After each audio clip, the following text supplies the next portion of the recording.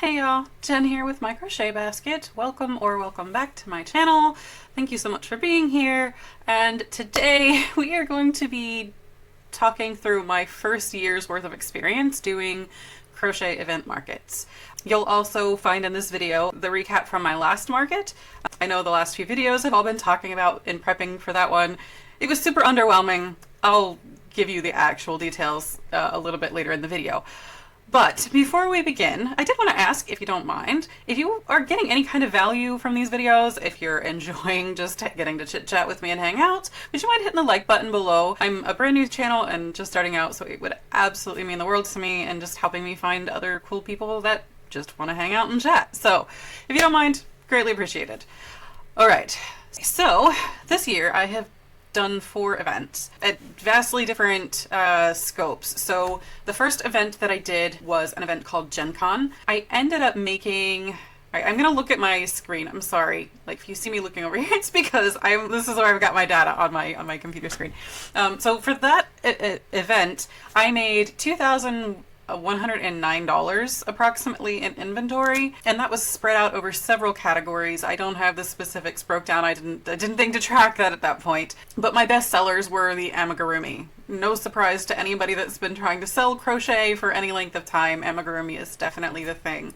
I ended up selling in total $1,069.96 was my cut. There was no entry fees for me. My amazing friend covered all of that. I do know that she took out whatever fees were associated with the actual sales and things like that, taxes, whatnot. So my portion of that was $1,069.96.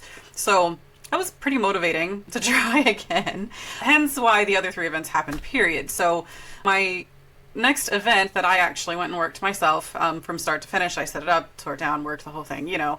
It cost me $100 to get in. It was a 3-day event and I made $736. The next event that I did was another little local 1-day setup. It cost me $100 to get in. It was 1 day, from noon to 9, and I made $457, which again isn't horrible. And then the last show that I did, yeah, big reveal here. It cost me $35 to get in the door. Absolute utter chaos as far as setting up. I'll dig into that mess probably towards the end of this video as a slight rant, but I made all of $206. It was probably to be expected. Low entry point. It was at a school way far out, even for me, even further into the country. I got the lead on doing that as an event from a friend of mine who was like, hey, my school's doing this, and I was like, well, I'll support them, no problem. So I'm not mad that I did it, but just $206 for a whole day's worth of work, just, well, not even just a whole day's, but for several weeks. If you've been watching any of my last videos, I have been panicking and prepping and trying to make sure that I was doing everything that I could for that show. Anyway, so that's it. That's all 4 shows. Grand total in event sales was $2,422.96. Grand total in event cost, just entry fees. And again, there was no fees for that first one, so this is just the 3 that, I paid and got into. And that was $235 in total. And then of course you have to calculate in a couple of things. So my setup cost, to actually buy everything, was $1,370.27 to be exact. So my total net profit, please note that I'm not including any cost of yarn, stuffing, any other materials like the eyes or, other yarns to do interesting things. None of that is included in this number, but I still did profit $817.69 when you look at it from that perspective. We'll get into the question of was it worth it later, because that's the one I keep asking myself. Okay, so, all right, so a couple of, I guess, real life things for me to be going out and doing these events that I want to be considering while I plan for next year. I am still going to do events in 2025. I think that it is still a lot of fun. I absolutely love doing the whole event market thing. I love going out and talking to everybody. I'm that person that just loves it when somebody comes up to my work and being like, oh my goodness, that's so cute. Or I absolutely love that. Or, oh, I can't believe you did that. I love it. Even if they don't buy anything. That sounds awful. I know it's I just want people to stroke my ego, but it makes me feel good. So I definitely think that there is value in it. I also think just if I really And I am like trying to build this more into like a small business instead of just for fun or as a little bitty side hustle. Like I'd like for this to be a bigger part of my life. I think that the connections that I'll make out in the community that I can get around to is really valuable. I think that it'll be a really good way to kind of advertise for this channel, to advertise for my website, and potentially maybe get sales out of, right? So I don't know. Like, I think that there can be a lot of good from these events, but the other side of it is it has some complications for me. I have a ton of food allergy. So like I have to figure out either how to get food delivered to me from a place that I can't eat from, or I have to like bring my own. And cold cut sandwiches don't even work when you can't eat bread. So that's definitely a complication. And one way that I'm going to try to work around that next year is I think I'm actually going to try to aim for one-day events only. So even if I do have to eat bad for a day, or if I have to figure out how to not eat bad for a day, you know, it's a lot easier to do when you're looking at like one day versus several in a row that you have to plan for. So I don't know, if you have any suggestions for that, hit me up down below because I'm all about it. And then the other real complication for me is that I'm single. I am doing this for the most part by myself. I did take my youngest kiddo with me for this last show. He's 17 years old, was an amazingly huge help. But I paid him, like I paid him $50 for the day. If I'm out making money and I'm making him come with me, like I'm gonna pay him. And out of a $200 day, $50 kind of sucks to have to pay up. So, I mean, don't get me wrong. My goal is obviously to make more money. And so it would probably make a little bit more sense paying him the same amount or even a little bit more, like if he decides he wants to get more involved with this stuff. But the other problem is that he has to be willing. 17-year-old boy, teenager, would rather be gaming all day instead of sitting out at an event booth. That's a thing. The last weird complication is I have a relatively small vehicle. Like, and you can tell from these numbers, I don't know that it's going to be worth like going to rent something bigger just to be able to haul everything. Again, some things to consider. And I do think that if I move forward with a one-day event only for 2025, with the exception of one, and I'll discuss that last one that I'm thinking about doing as a longer event in a minute. But, you know, I probably can reorganize things in my car, especially if I'm alone. Like, I know that I can put like a bunch of my inventory in the front seat next to me, but it's a pain to unload and set up and tear down at the end of the day when you're exhausted after you've worked, you know, 9, 10, 12 hours, depending on the show. So I don't know, just all things to consider. I really do think that I do want to do the 4 shows next year, with them being a spring show. Like, I was thinking around Earth Day, end of April. I really would like to do a 4th of July show. Local to me, a lot of our local communities do really, really nice 4th of July shows. I think that I could set up as a vendor no problem and be able to make some money. And then I still really want to do a fall show. So that one bigger event that I am considering doing, it's a 3-day long event. It's 35 minutes from my house, but the event usually draws in 60,000 people over the 3 days that it's open. It's like a Friday evening from 6 to 10, all day Saturday, and then like, you know, what is it, like 10 to 5 on Sunday or something. I also know people that kind of live in the area, so I may like recruit a friend or two to like help bring me food to make that particular event actually make sense over a longer period of time.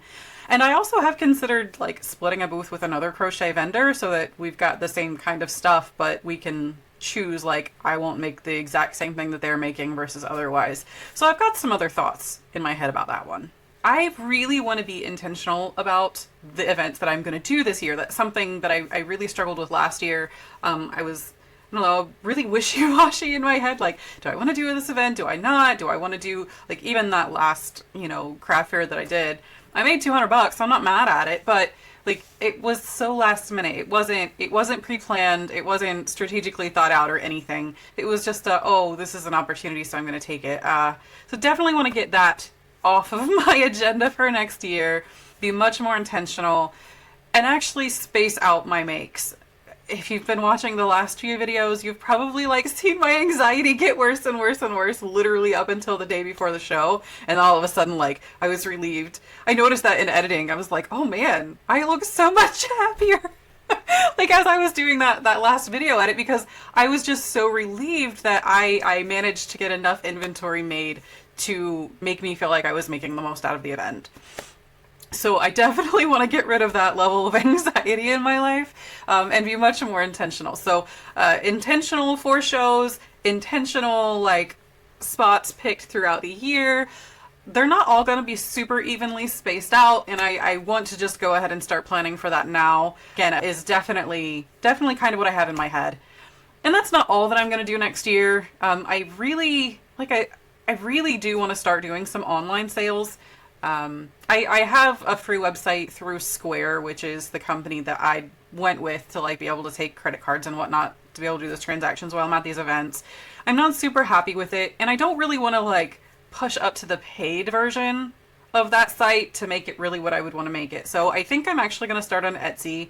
I've been doing some research, and I like that while I know that like my stuff won't be like immediately pushed out to the masses, and it'll probably cost me a little bit of money in advertising here and there, I still think that because it's such a high traffic site anyways, I feel like me getting started on there until I start making enough money on a monthly basis to justify the cost of another website is a good strategy.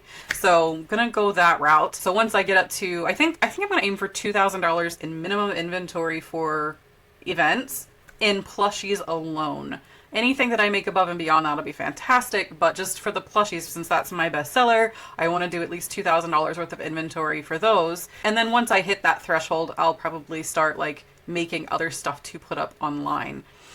And then anything else that I want to make along the way. So what do you guys think? Do you think that, you know, $2,000 per show is a good goal? If I'm only going to do 4 shows for the whole year, that kind of puts me at an $8,000 potential cap. Considering this is not my full-time job, and I'm doing this literally just on the side while I'm slowly building some other things to go with it, I think that it's a pretty good goal to set for myself.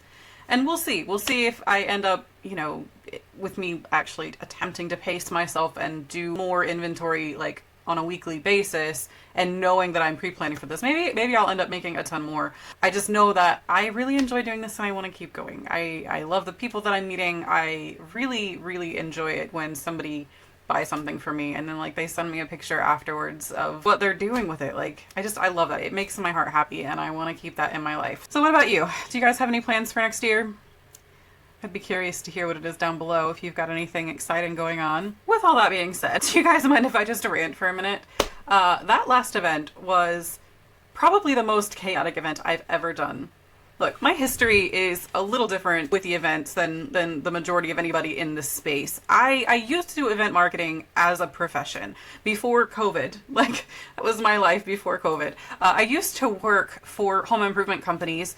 I worked for several, and I don't really want to name any. But I worked for a few of them as what they would call a brand ambassador or an event marketer. So literally my whole job was to go to an event, set up our booth, and talk to people all day long. And every single one of the events that I did all had certain specific things that you could just count on whenever you got there. So one, there's always an event coordinator who is your main point of contact and who can help you figure everything out. How big is your booth space? Where are you going to be set up? Are you in a high traffic area or not? You know, even sometimes there's slight variations in like your actual size allowance. Like the standard that I have come across is a 10 by 10 booth space. That's pretty standard across the board. I've seen some that are slightly different, like an 8 by 8 or like an 8 by 12 or a 10 by 12. Very small variations from the 10 by 10. But if you have a 10 by 10 booth setup pre-planned, like almost always you can fit in, okay? And so when you're thinking of, you know, standardizing your booth setup in any kind of way, you need that expectation. You literally, I literally have learned just how to work in this anticipated space. And I just kind of planned that if I really wanted to go out and pay for twice the space, I would have to pay for a much bigger booth. I haven't had that need, but you know what I mean. Like, that's just the standard. So I get up to this school and I go to find the event coordinator, and I'm like, hey, just checking in, letting you know I'm here. Where should I set up? And she just smiles at me. She's like, well, the gym is kind of full already, so we'll probably start filling up the halls next if you don't, you know, find a space in here that you like. That was the instruction. No standard for what size space I could have. No instruction on where she had ideally placed booth spaces. Literally nothing. And of course, I have never been to an event like this before. I've heard of them. Look, I have heard of people, even in other like YouTube videos as I was like watching, trying to prep for doing my events. Like, I've heard of people say that there are chaos events like this. Say hi, Colin. Just wave. Anyway, like, I have seen like other people talk about this kind of chaos, and it just, I was not prepared for how that would really leave me in a bind trying to figure out like what to do with my space. So I ended up getting what I thought would be a good space. It was right almost as like as soon as you walk into the door, there's like this little room that was set up atrium style, or no, entry style. And then like that space opened up into two different hallways, and the one leading towards the gym is like right through a set of doors, and then like another hallway. I took that little corner, like me and one other vendor did, because there was about enough space for two vendors.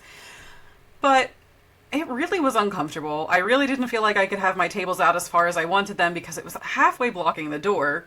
Nobody said I couldn't do this, so I did it in the safest way that I felt that I could possibly do it. But I don't feel like my setup was half as good as it normally is. I didn't get to do my L shape in the tables. They were like butted up, like 12 feet in length. Does that make sense? It was so awkward and so uncomfortable. I'm sure that that's a good portion as to why I didn't do very well, because I was just so uncomfortable with the setup and the way that things had kind of been put together. But I don't like chaos, is the point that I'm trying to make, and that is all that there was to get there. And then it really didn't even have good traffic. Like, you could tell it wasn't a very well advertised show.